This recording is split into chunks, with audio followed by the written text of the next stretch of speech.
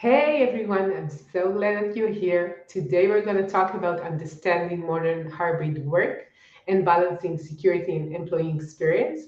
Welcome to Invincible Innovation Live Show. I'm so glad that you're here. I'm Denis O'Shea, product innovation and value creation expert, and I'll be your host. And today I have a very special guest. Hey Dennis. Hey, Eddie, how you doing? I'm good. Denis O'Shea is the founder of Mobile Mentor. Now we can start. We're live on LinkedIn, YouTube, and Facebook, and you're so invited to join the discussion and ask questions. So let's start. I know that you've been doing research on modern hybrid work. Could you tell us a bit about that? I can, of course. I was really curious to understand what's actually happening in the workforce as we come out of this pandemic. Right. And it's amazing how much has changed in 2 short years. And if you think about the way people used to work before the pandemic, for about 20 years, the pattern was the same. We drove to work, we went into work, we logged onto a machine or a computer that was provided by our employer. We worked there, we logged off, we went home. Not much change in those 20 years compared to how much changed in the last 2 years. And so Yeah. I was really curious, and my company was really curious to understand how are people actually working now? Because you got millions of people in their home offices with a Right. mixture of company devices and personal devices and all these applications and services. And we wanted to understand what's going on and why are companies being hacked and why is it so hard to retain your good employees when they feel like they can just go anywhere. And well, they Yeah. can't go anywhere. They stay in the home office, but they get a new They, laptop and they work for a they, new company. yeah, And right. we wanted to understand what's going on. What are the dynamics in this post pandemic modern hybrid workforce? So we did a Yeah. big study to understand what's happening. And when we thought Yeah. we could predict some of the things, but we got some big shocks. Wow. And it was maybe in the US? It was in the US and in Australia. We decided to pick those two markets because they're geographically quite different. We knew there would be some overlap, some similarities, but some differences. And we intend to repeat the research every year for the next 4 years. Wow. And And so what we're, has changed? So tell me what was the most surprising thing for you? I guess the most surprising thing for us was the attitude that people have towards security. The study focused on four industries that are regulated. So healthcare, education, government, and finance. And those industries are heavily regulated because the people who work in those industries have a duty, they have an obligation to protect something, either patient information or Yeah. student information or citizen information or client financial records. Yeah. And we found that people in those industries, in spite of the fact that they're heavily regulated, they put their personal privacy way ahead of company security. One of the Yeah. very simple questions we asked was, Yeah. what's more important to you, your personal privacy or your organization security? And it was about 80-20. 80% of Wow. people say my personal privacy is more important to me than anything else. Yeah, in Yeah. that realm. But does it mean that they're securing their personal information better? Like today with social and everything, they share their information anywhere, right? So Well, that's one of the crazy dichotomies or paradoxes in this that we have not reconciled because we did the research by generation. So we looked at Gen Z, so the very young generation who just entered the workforce in the last couple of years, right? So they're yeah, between yeah, 21 and 23 years old. And I'll yeah, come back young, to them because there's a lot to unpack around that yeah, generation. But we yeah, went right up to the baby boomer generation. And hmm, when we studied people and we surveyed them around their attitudes to security and privacy, we found that young generation, Gen Z, they're quite different. They think differently to us, our generation, and other generations. And they don't really see or observe or notice security policies at work. So even yeah, though a company might share their security policies with all employees, Gen Z kind of has a bag over their head and they don't see the policies. And even though yeah, they might receive the same security awareness training, they don't remember it or they don't yeah. they don't recall they ever had that training. and But and if you and it's not only for security, right? Or it's like we don't care about security. I think like privacy has no meaning for them. So or they always don't care what the organization is offering to them. Well, they care about the organization, but the thing is, they do see privacy policies. And here's the amazing paradox. So they're almost blind to security awareness training and policies, but they're hyper aware and hypersensitive to anything to do with privacy, which is really interesting. So Yeah, there's a big lesson in this for company leaders in that if we want to communicate to that generation, it's best we stop talking about security because people just glaze over it. They get fatigued when they hear security messaging. If we talk about privacy, we get their attention. So I if we see. say we're doing these initiatives and we're putting out this technology and we're doing all these things to protect your identity, Addy, and your Mhm. colleagues' identities, and our patients have entrusted us with their most sensitive information, and we need to protect the privacy of your information, your colleagues, your patients, et cetera, et cetera. Now people get it because it's framed in a way that's deeply personal to them. Yeah. Yeah. And do you think it's connected because they don't see a real gap? Then, like, this is our home and this is our work, and it's all merging together. For us, it's like it's the same environment. So, what is the difference? Yeah, you're absolutely on the right track there. So because people are working at home, there is this really interesting mix happening between personal devices and work devices. So most people, if you look at their home office environment, they've probably got two or three or four devices going on, maybe a company laptop, a personal laptop, a tablet, a smartphone, or maybe two. Yeah. And then people don't really see a clear line between what's work and what's personal. And we found that people are doing a lot of their work on personal devices and they're doing personal stuff on their work devices. There's all this sharing. And one of the most surprising data points we found in the study was that about, I think it was 26% of people admit that they allow other family members to use their work devices. Yeah, that makes sense. I can just imagine that you're getting a good Mac and you want like your kid to play some kind of a game and it's not really working fast on your older machine. So I guess that that's a good reason. Yeah. Actually, sorry, I got the number wrong. It's 46%, not 26%. 46. 46% of people allow other family members to use their work device. Yeah, but like the question is, are people less compliant in general, or it's really related to the fact that they're mixing everything is the same work, going to the office, being at home, doing my personal stuff the same as doing my official role. So, do you think it's the compliance thing or the fact that they're single together? It's a bit of both. So there is definitely a compliance piece to this. And what has happened is that over the last 2 years, because all this change has happened so quickly, employers have tried their best to enable people to be productive and work anywhere they live or where they need to be. And a lot of the measures that have been taken have been band-aids. They've been done quickly. And what we're seeing now is a little bit of pushback from the workforce. And we found that 46% of young people in particular find their company security policies to be too restrictive. They're too Yeah, restrictive. So what's happening is they're working around those policies. They're finding ways to kind of hack the system and they're yeah, working around their company's security. And a huge percentage of young people say that they're actually more efficient when they use tools like Dropbox and Gmail and these tools to collaborate because they yeah, find that the tools the company gave them were just too restrictive. yeah, And so this is a major problem because if you think about the leadership in those companies, they're paying for good tools and they're rolling them out with some security, and people are bypassing them. They're working yeah. around them and they're saving company data in a Dropbox account that nobody else has access to, and they're collaborating using tools that are just easier to use.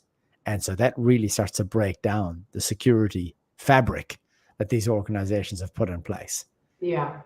I think that even if the user experience, for example, of the organizational tools, let's say that inside the organization you're working with Teams and outside they're using Slack or using Gmail, whatever.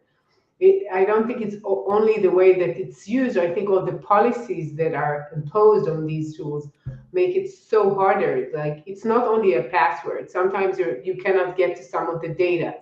Some of the attachments are gone. You cannot get types of files. You can't get some people from outside the organization to collaborate. All of that, I guess. Yeah, And if you y- like, it's too hard.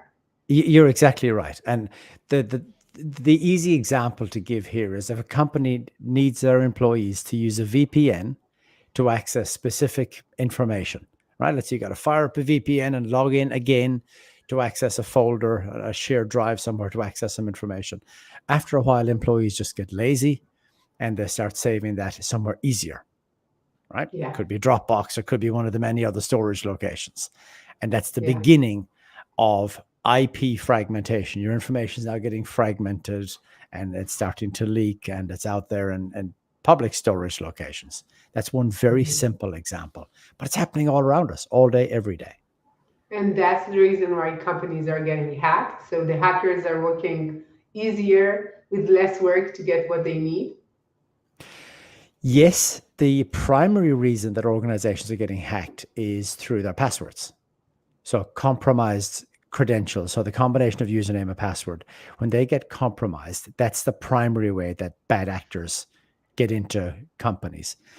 And the problem that we found from our research is that most of us have too many passwords, right? We've just got too many passwords in our Yeah. work lives and in our personal lives. And it varies by age. And the really scary thing is the youngest generation has the most passwords. The So most. they've been in the workforce less time than all the rest of us, but they've got more accounts and more subscriptions and more passwords than any other generation. And they're not able to manage them. They're just not able to manage them very effectively because there's too many.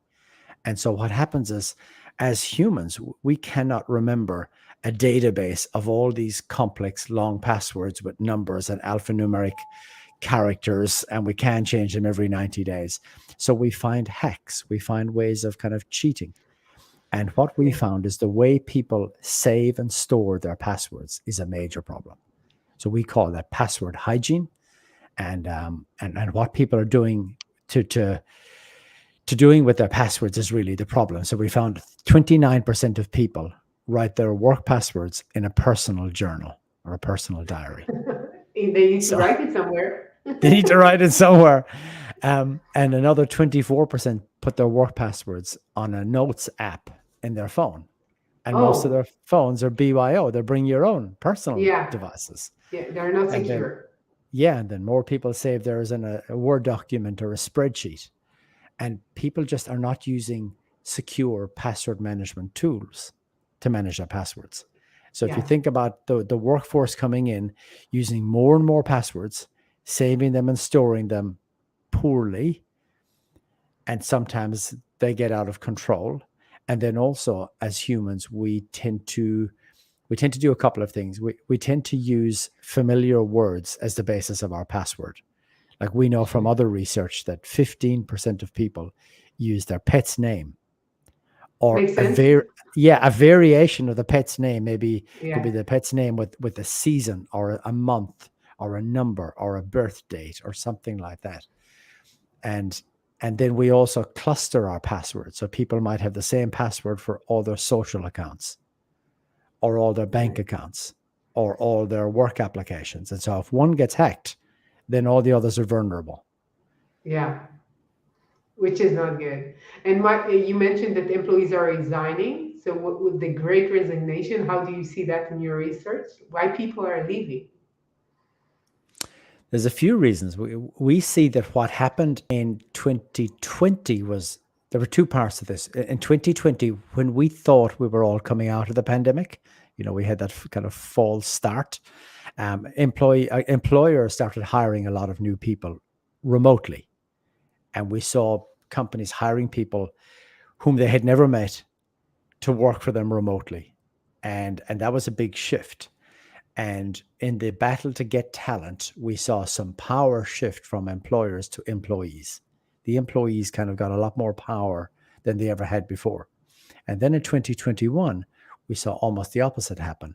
Existing employees are saying, hey, I might have better options working somewhere else. I can just stay at home in my pajamas all day and I can work the way I want to work. And we saw Right. people leave their organizations. And we didn't quite understand all the reasons why, but we got some more understanding through the research we did. And what we found is, in particular, younger generations feel like other companies are doing a better job with technology enablement. And that's a key thing. So they don't know for a fact, but they perceive that other companies are doing a better job than their own company. The grass is greener on the other Yeah. side. And people Yeah. are leaving thinking they're going to get more flexibility, better tech, better tools, a better way of working somewhere else. Yeah. And we've got this great unsettling shakedown Yeah. happening in industry right now. And the generation that's most at most unrest is that young generation, Gen Z. Hmm. So there's something very interesting going on here. Their behaviors and their attitudes to security are not great. We know that. And they've got Hmm. passwords all over the place. Yeah. But if you're a company leader, your immediate instinct is probably, hey, we need to tighten up. We need to clamp down. We need to lock down. We need to bring these kids in line. But guess what they're Yeah. going to do? They're going to Leave. walk.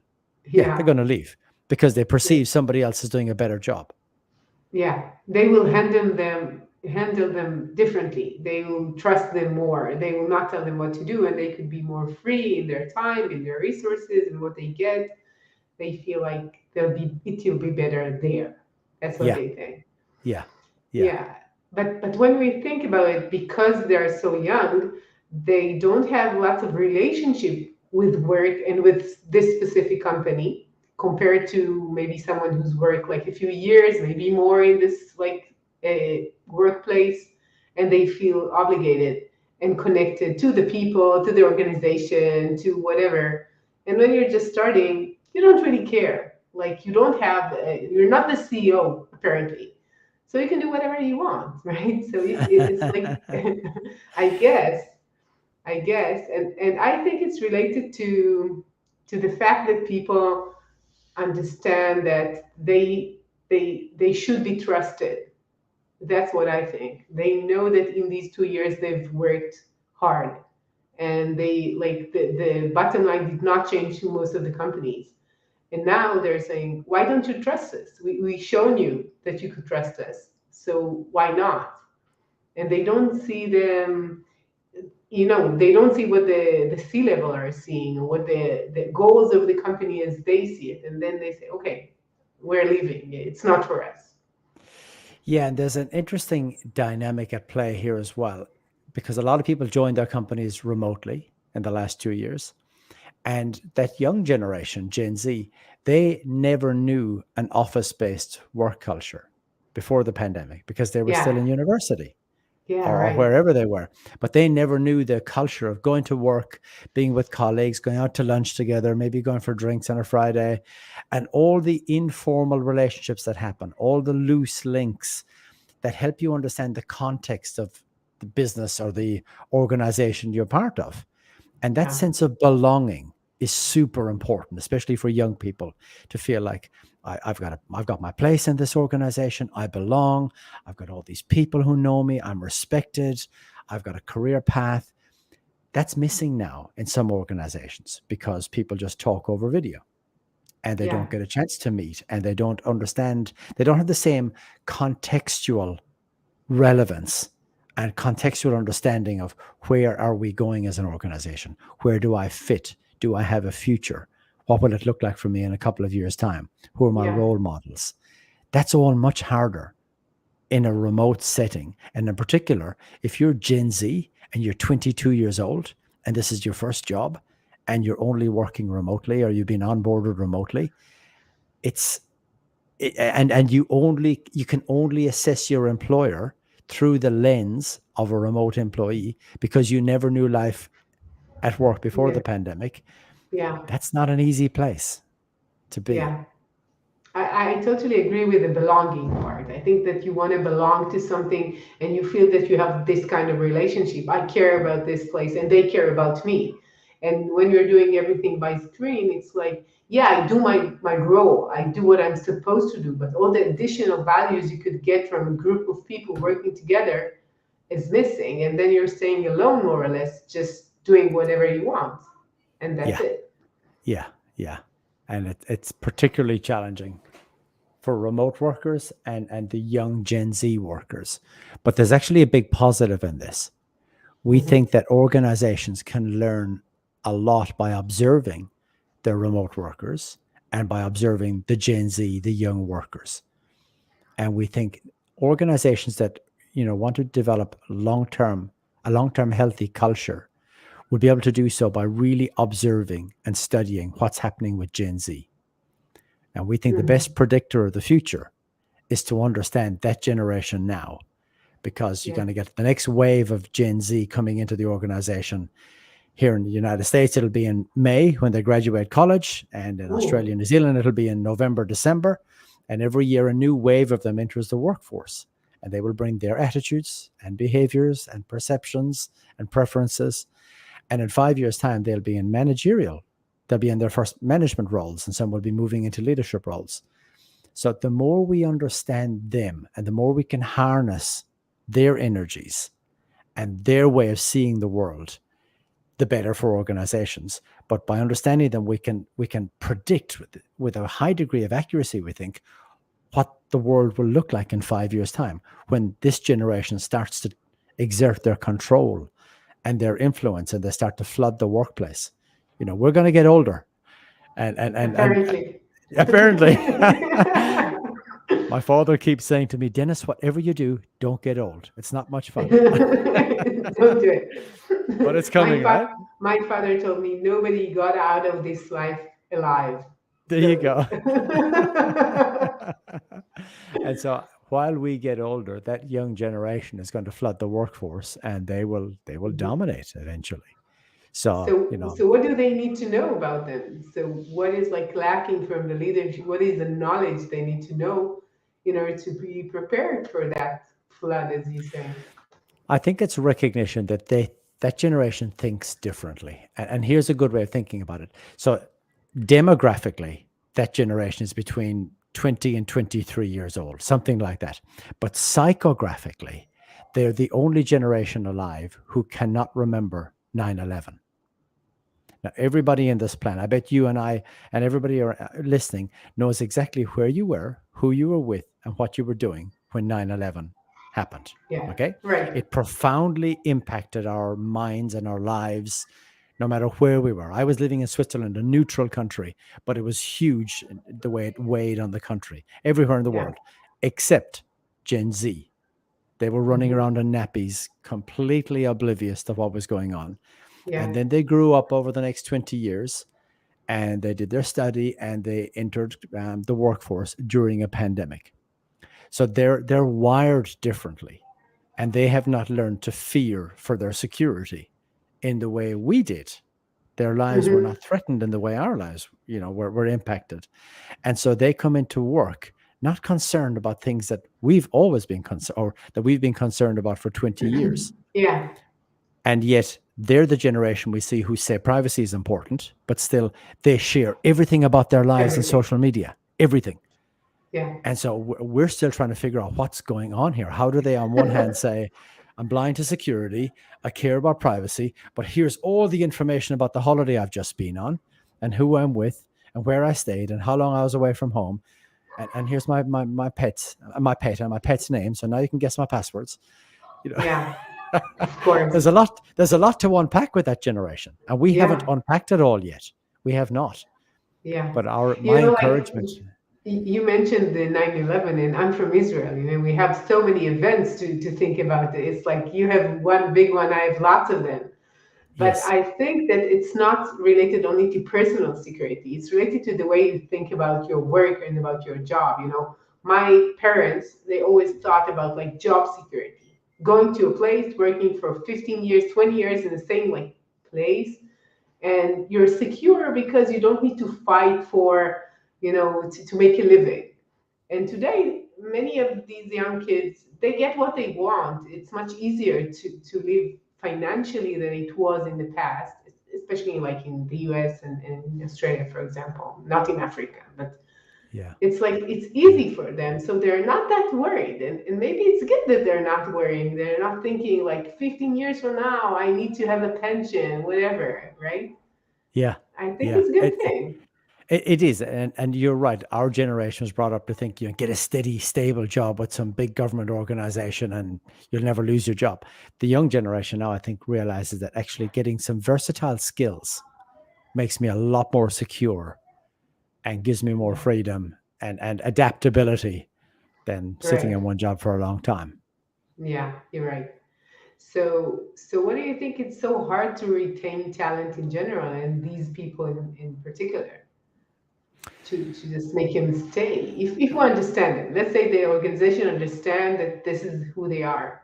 Why it's so hard to retain them, to make them like stay for 4 years? I know 4 years maybe it's too much, like 3, 4 years in the same place. I think there's a couple of things playing out. It's the fact that change is so easy now for an employee. In the past, pre-pandemic, if you were looking to change a job, you had to work out your new commute, where you were going to go, and was it going to be more travel or less travel, and all that. That's just not a consideration anymore, at least not for people in technology. You literally Yeah, say at the same desk using a different laptop, and that's yeah, it. That's your job change. So the yeah, barrier to change is much lower than it used to be. right. And then that sense of belonging, I feel, has changed as well. People tend to, what I'm observing is people tend to have good relationships with a small number of people in their company that they talk to all the time. They're on Zoom calls or Teams calls with them, but they're missing the big picture relationships. And if any of those, that small number of strong relationships, if any of that breaks down, something goes bad with between a boss and an employee, or the key person leaves, that individual now will feel quite unstable because they've lost a significant part of their work relationship. In Yeah, the past, if you were coming to work every day and talking to 20 different people or interacting with 20 different people, you might not miss that one person so much. So right. I think our relationships are more brittle with between the employee and the employer, just more brittle and more fragile, Hmm. and it's just easier to change. And because there's a shortage in the marketplace, there's always a better offer out there. And so it's the battle we're seeing is actually intensifying. It's getting tougher. Yeah. I totally agree with that. So we said that the line between work and personal life is blurred. So how do you think it's going to influence companies and leadership? What do they need to prepare in order to understand that the past rules are not relevant anymore? Now you need to understand people see work differently, people perceive their role, what they're doing differently. What do they need to understand from it? I think there's a big piece missing in a lot of organizations around the cultural alignment. And what I'm starting to understand is that people are really looking for a sense of purpose above and beyond the job they do. And people will join organizations where they feel like their values are aligned with the organization, or the cultural environment that they want to work in. When they feel like they have that alignment on culture, it's a soft thing, but it's becoming extremely important in society today. Wasn't important in the past, but I feel like there are soft factors at play that employers have not yet tapped into, and companies and government organizations or schools or hospitals expressing with great clarity who they want to be, what it's, how we want to show up at work, how we want to present ourselves, how we want to serve our community, and finding people who identify with that as their mission. That's going to become a really important factor going forward, more so than the hardware I'm going to give you to do your job, or the pay I'm Yeah, going to give you, or the benefits, or the flexibility, or whatever. I think it's that kind of purpose driven, mission driven organization where people hear a leader speaking, or they read something from the company, or they can identify with some charity work that the organization is doing, and they feel this thing, and it's deep and it's carnal, and they go, I want to work for you guys. I want to be part of your team. I get Yeah. it. I feel what you're doing and I want to be part of that. And if you can get to people emotionally like that, I believe that's a lot stronger than saying we're going to give you a shiny new laptop and all these Yeah. flexible hours. Yeah, I totally agree that, especially the young generation, that, sometimes people see them as a bit like it's a trouble to handle them because they require so much, and they want to understand everything really fast, and to be in a leadership position in about a month from their starting date, more or less. So I see that people sometimes it's hard for them to understand it, but I really appreciate the fact that they do ask questions. They don't agree with what they're like getting from from day one. They have a question mark. They're not compliant, and I really like it. And what you're saying is they want to know that what they're doing is like a good thing. You see it like you see it a lot in like in social media companies. People are asking questions. In technology companies, people are asking questions. You see it in hardware companies. Where do people? Where are the manufacturers? Capabilities, what are they doing exactly, where, what are the level of payment that they get, like they ask questions. And I think that the previous, maybe like 20 years ago, 15 years ago even, people did not think about it. They didn't really care. They say like that's a successful company, they make lots of money, it's a good place to work for, right? Yeah. And now it's like Yeah. it's different, and I really appreciate that when I Yeah. see that. I reflect back to the conversation that was happening in the workplace 10, 15 years ago. And there was a lot of company leaders were complaining about the millennials. I don't know if you Yeah. can remember. There was a lot Yeah. of bitching and moaning about these millennials and their expectations and what they brought to work and what they were demanding and expecting. But we learned to harness millennials, and many organizations now are led by these amazing young people. Even we're seeing some countries. Look at the Baltic nations. Look at Finland and Sweden and Estonia and these young female leaders in those countries. Yeah. And society has learned to embrace millennials, and millennials have learned to embrace society, and they're doing Yeah. amazing, truly amazing Yeah. things. Yeah. I feel like we have not yet figured out Gen Z, and Gen Z hasn't figured us out. Yeah, it seems. They really haven't. But one thing we do know about them is they're fiscally, financially, they're very prudent. They seem to be following the behaviors of the baby boomer generation rather than the generations in between. They, I Really? think, they seem to have observed the excesses of the millennial generation, this crazy spending and overconsumption. And some of the behaviors we're seeing from Gen Z now are save, save, save. They're fiscally quite responsible, which is a bit surprising. That is Um, surprising. yeah, yeah. And I think And over time, as we learn to embrace Gen Z and they learn to work with us and with our organizations, I'm hopeful that great things will happen in the same way yeah. that great things are happening now at the millennial generation. Yeah. I think that when something new is entering your like mind, you're saying like I'm suspicious. I don't know. It seems weird to me that this is how they think. But once you understand why they think so, and why do they operate this way, it's easier for you just to connect with them. Once you connect with them, you could really utilize their talents and skills and what they're looking for, their goals and aims in life. Yeah, But now we're just, we're just looking at it. And it's a bit suspicious. I have four yeah, kids, and the oldest one is 18. And it's like sometimes I feel like we're not in the same like world. How yeah, they see the world is so different. And then I feel so old if we're talking about getting old. But I don't really always understand the way that they're thinking. Like what is important for them? Why do they yeah, think so? yeah. And it's my daughter, so I can There you just go. guess if it's someone online, Yeah, which is really really hard.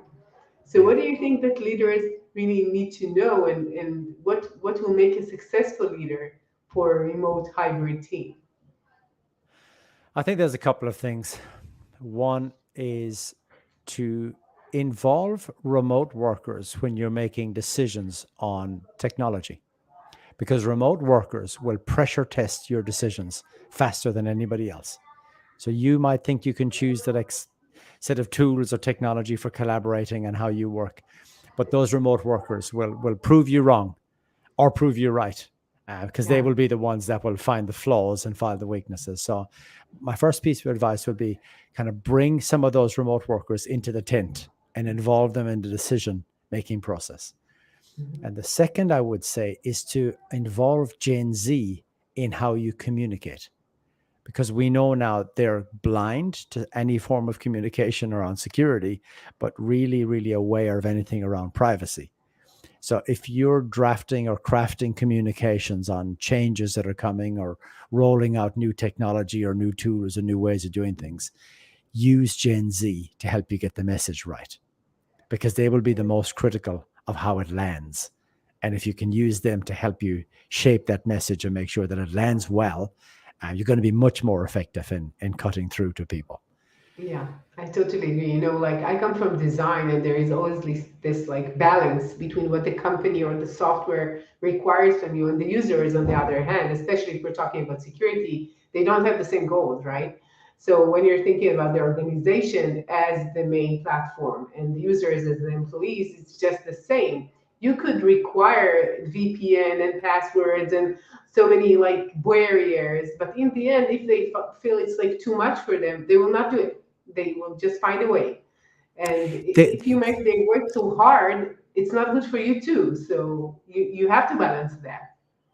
exactly. And organizations need to really accelerate through this change, accelerate through change. Like we have to get away from passwords. We just have to.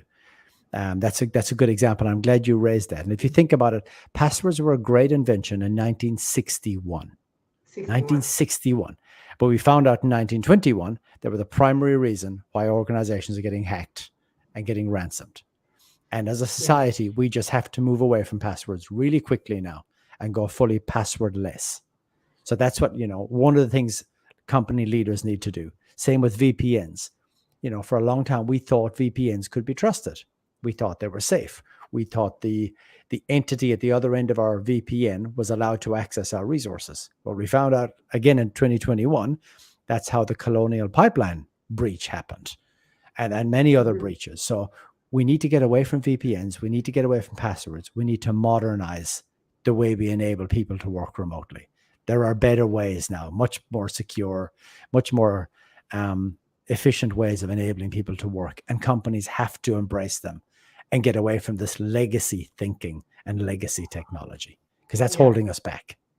Yeah, I totally agree. And the legacy is not only in technology, it's the legacy of your mind and the way that you perceive the workplace and your life and your employees' connection to work and to their lives. So, and like I work in technology in Israel for more than 20 years, and security is very, very big in Israel. We have lots of Yeah, security companies. yeah, and you're So very good I've at done it.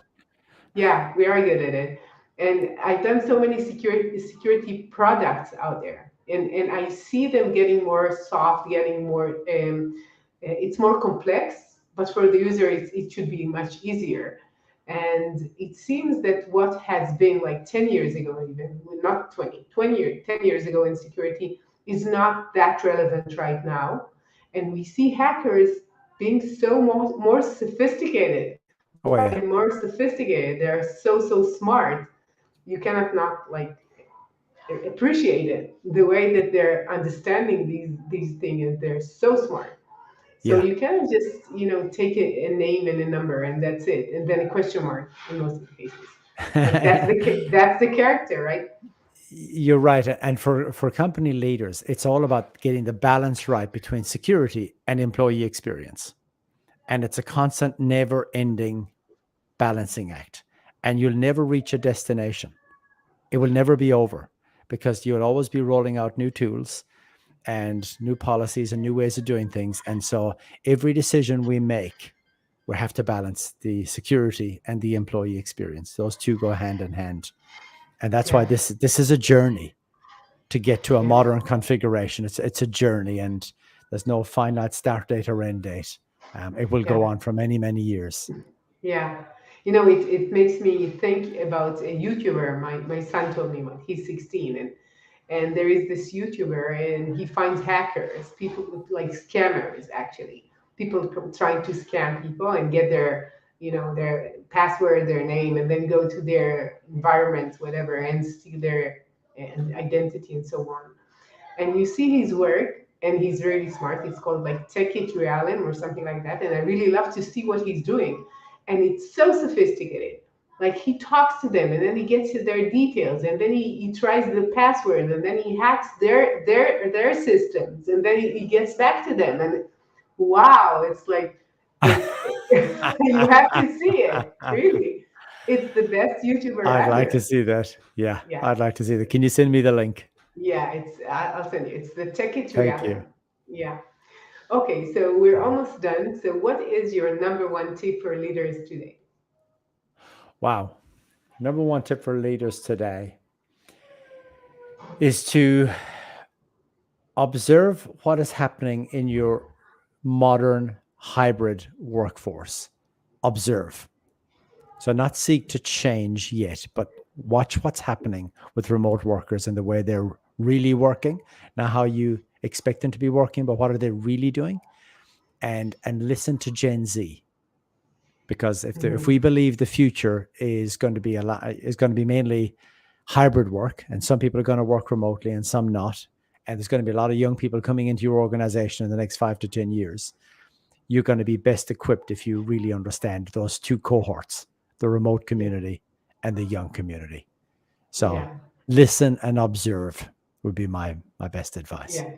In general, listening is like underrated in general. People think that saying what you think and leading people and giving them the direction is more important. But I think that listening is like the basic of what you're doing in general. So it's a really good advice as I see it.